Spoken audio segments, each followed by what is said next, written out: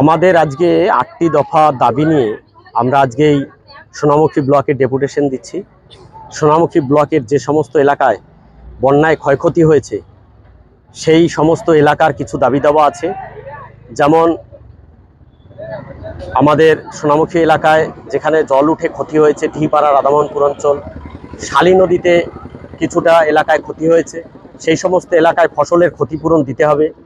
তার সঙ্গে সঙ্গে রাস্তাঘাট বন্যায় ভেঙে গেছে, কয়েক জায়গায় মানুষ চলাচল করতে পারছে না, সেখানে অ্যাম্বুলেন্স পৌঁছাবে না, ছাত্রছাত্রীরা স্কুলে যেতে পারছে না, সেই রাস্তা এখনো মেরামত করা হয়নি, সেই রাস্তা মেরামত। তার সঙ্গে আছে আমাদের এই বন্যার সময় আমরা দেখলাম শাসক দলের নেতারা প্রশাসনের সঙ্গে মিশে গিয়ে বন্যার ত্রাণ নিয়ে দুর্নীতি করেছে। তৃণমূলের পার্টি অফিস থেকে বিলি করা হয়েছে বন্যার ত্রাণ, এসবের বিরুদ্ধে।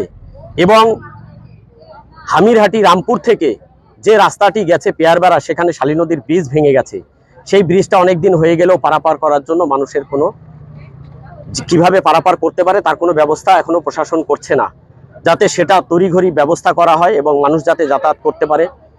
এই সমস্ত বিভিন্ন দাবি দাওয়া নিয়ে ৮ দফার দাবি নিয়ে আমরা আজকে ডেপুটেশন এখানে দিলাম। মুখ্যমন্ত্রী মমতা বন্দ্যোপাধ্যায় আজকে বর্জরে আসছেন, কি বলবেন? উনি তো সরাসরি পাগল হয়ে গেছেন, একদম পুরোটাই পাগল।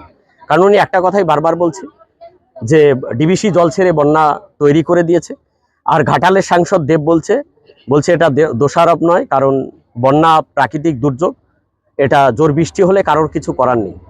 মমতা বন্দ্যোপাধ্যায় আসছেন, উনি একদম ব্যাকফুটে চলে গেছেন আরজিকর নিয়ে, ওই অভয়াকে নিয়ে। পশ্চিমবাংলার মা বোনেরা যেভাবে রাস্তায় নেমেছে সেই ভয় পেয়েছে মমতা, তাই উনি এখন এই ঘুরে বেড়াচ্ছেন এবং জলে নেমে নেমে ছবি তুলছেন।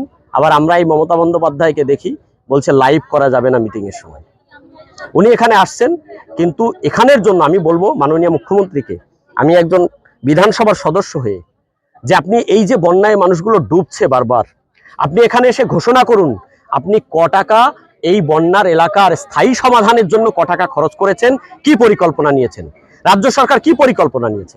কেনেটি মানা, সুমিতি মানা, বর্জরার একটা বড় অংশ যেখানে বন্যায় ডুবে যায়, মানাচর এলাকাগুলো, সেখানে উনি স্থায়ী সমাধানের জন্য রাজ্য সরকার এবং এই মুখ্যমন্ত্রী ক টাকা খরচ করেছে আমি এই প্রশ্ন রাখলাম, সেটা উনি বলে যাবেন আজকে।